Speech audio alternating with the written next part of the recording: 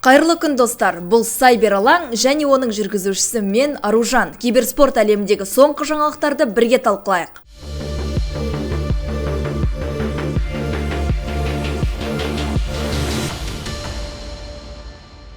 Біздің арнаның демеушісі Kingston Fury компаниясы екенін естеріңізге саламыз, және біздің шығарымдарымызды жіберіп алмас үшін YouTube арнамызға тіркеліп, лайк баса кетіңіздер. Virtus.pro құрамына жаңадан қосылған электроник команданың CS2-дегі ақылдылығы туралы айтып берді.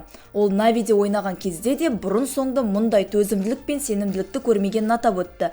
Бірақ осы сөздерден кейін Александр Костылевпен аздаған түсініспеушілік болды. Simple Electronics'тің мәлімдемесіне жауап беріп, олардың бұрынғы командасындағы рух күші мінсіз және теңдесі жоқ деп мәлімдеді. Electronic Virtus.proға 15 сәуірде ауысқанын айта кетейік. ESL Pro League 19 маусымы оның жаңа құрамдағы дебюттік турнирі болды. Шариповтың командасы А тобында 4-ші орынға ие болды. Бұл оларға чемпионаттың плей-офф кезеңінен орын берді. ESL Pro League 19 маусымының матчтары 23 сәуірден 12 мамырға дейін Мальтада өтеді. Онда 32 команда 750 мың жүлде қоры мен IEM Cologne 2024 ойындағы сот үшін жарысады.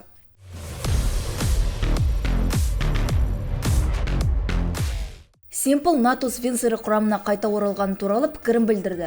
Navi PGL Major Copenhagen 2024-те жеңіске жеткеннен кейін Simple'дың жоспарлары өзгерген. Eshal TV.org YouTube арнасына берген сұхбатта Simple алдағы әрекеттері құрамдағы өзгерістер мен нәтижелерге байланысты болады дейді. Ол кез келген шешімге келмес бұрын маусымның аяқталуын күту өте маңызды екенін атап өтті. Сонымен бірге Valve CS2 бойынша киберспорт командаларының рейтингіне өзгерісті енгізді. Ал бұл Navi'ді PGL Major Copenhagen 2024-тегі жеңісінен кейін тізімде бірінші орынға шығарды.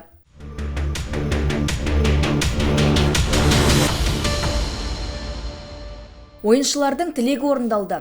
Counter-Strike 2-де сол қолды негізгі қол ретінде таңдау мүмкіндігі пайда болды. Бұл туралы шутердің ресми сайты хабарлады. Енді ойыншылар негізгі қолды матч басталғанға дейін де ойын кезінде де өзгерте алады. Ол үшін әдепкі бойынша H пернесіне жеке бинт тағайындалған. Алайда матч кезінде қолды ауыстырған кезде свап анимациясы пайда болады. Яғни батырман басқаннан кейін сіз бірден аталмайсыз. Ал бұл жаңарту кейбір ойыншыларға ұнамаған сияқты. Айтпақшы, ойын 26 сәуірге қараған түн жаңарды. Сонымен қатар Valve Overpass картасын бәсекеге қабілетті маппулдағы DAS 2-ге ауыстырды, және Inferno, Overpass, Nuke, Vertigo, Mirage және офис локацияларын жақсартты.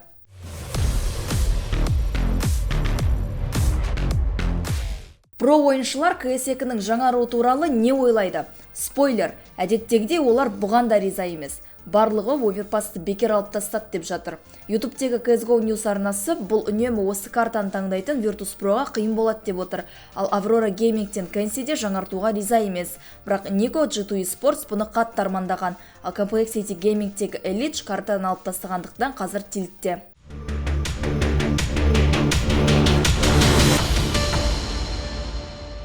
Team Falcons командасы ESL One Birmingham 2024 Dota 2 турнирінің үлкен финалында жеңіске жетті.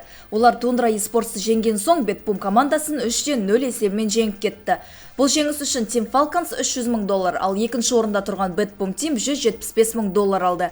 Екі команда туралы жаңалықтар мұнымен бітпейді. Betboomның менеджері Лукава Team Falcons жеңгеніне қарамастан матчтан кейін қарсыластарының қолын қыспағанын айтты.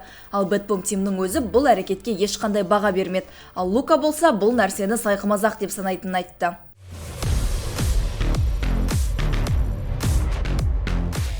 Major Pride қазақстандық клубы жаңа брендбук ұсынды. Жаңа форма, жаңа стиль, жаңа мерч және басқалары. YouTube-тегі роликтің астына осылай жазылған. Major Pride PUBG Mobile және Honor of Kings дисциплиналары бойынша TMD өңірін халықаралық аренада ұсынатын қазақстандық киберспорт ұйымы. PUBG Mobile Pro League CIS 2022, PUBG Mobile Star Challenge Europe 2021, PUBG Mobile Pro League CIS 2021 және PUBG Mobile Global Championship 2023 сияқты бір қатар турнирде жақсы ойын көрсетті. Major Pride Honor of Kings-тегі ең үздік атанды. Ойыншылар 2 күн бұрын Қазақстан University Challenge Cup финалында 2-0 есебімен жеңіске жетті. Егер сіз мұның қалай болған білгіңіз келсе, eSport Федерациясының автор мувиін көре аласыз. Видеоны федерация федерацияның YouTube арнасынан тамашалауға болады. Тағы бір қызығы, 1xBet Қазақстан Республикасының Кубогы 2024 турнирдің плей-офф кезеңі аяқталды. Финалистерді атап өтсек, Counter-Strike 2-де Аи, Левандауски, ал Dota 2-де Нарахати және Хаш Фидани озып шықты. Mobile Legends Bang Bang бойынша Рухи Спорт және Bumblebees үздік ойын көрсетті.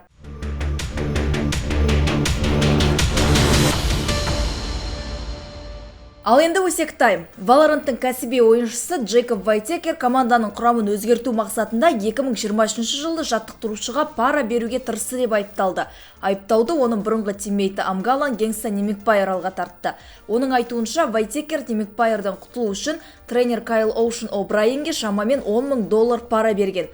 Жаттықтырушы ұсыныстан бас тартқан, ал Генгста пара берілгенін біліп тұрса да маусымның қалған бөлігін ойнап шыққан. Қазіргі уақытта екі ойыншыда қатысқан Disguise клубы бұған қатысты қандай шара қолданғаны белгісіз. Немикпайр Солтүстік Америкадағы жақсы драма үшін және Вайтекер ауысқан Bleed Esports ойыншыларына аяушылық білдіру үшін хаттар мен скриншоттарды жариялапты. Оның пікірінше Вайтекермен ойнау әрқашан қиын болған және Bleed Esports мүшелері де осындай нәрсеге тап болуы мүмкін.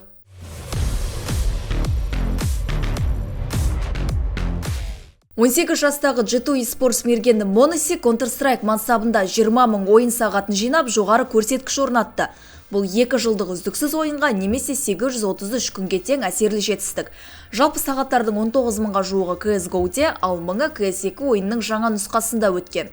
Бұрын Cloud9 ұйымы Моносиге қызығушылық танытты деген қауесет болған, бірақ бұрынғы F1N талдаушысы келіссөздер туралы ештеңе білмесе де, G2 ойыншысы өзінің жұмсақ мінезі мен кәсібилігінің арқасында кез келген командаға тез сіңісіп кететінін айтты.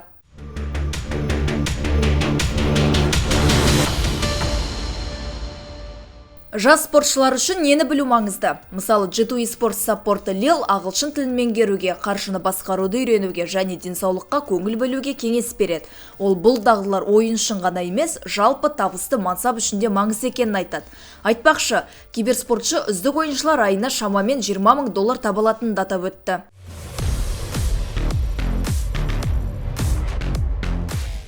Valve CS2-де үлкен бандар толқынын өткізді, бірақ көптеген шоттар четтерді қолданған үшін бұғатталмады. Оның орнына кейстердің фарммен айналысатын қолданушылар банға кетті. Бұл 2019 жылдан бергі ең үлкен жаппай бұғаттаулардың бірі. Жанкүйерлер әзірлеушілер алаяқтармен белсенді күресіп жатыр дейді. Дегенмен Тоур тыйым салу негізінен фармерлерге әсер еткенін хабарлады.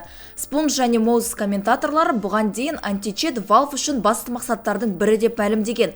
Ал датамайнер Гейб Фолловер Valve Вакнет жасанды интеллектісінің көмегімен алаяқтыққа қарсы жүйені жақсартып жатқанын айтты.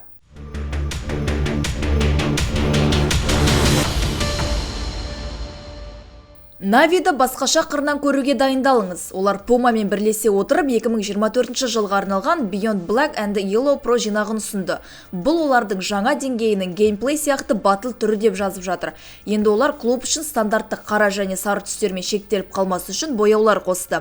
Форма ресми Navi интернет дүкенінде және Puma дүкендерінде 1 мамырдан бастап сатылымға шығады. Футболканың құны шамамен 40,000 теңге. Ал сіз сатып алар ма едіңіз? Пікірге жаза кетіңіз.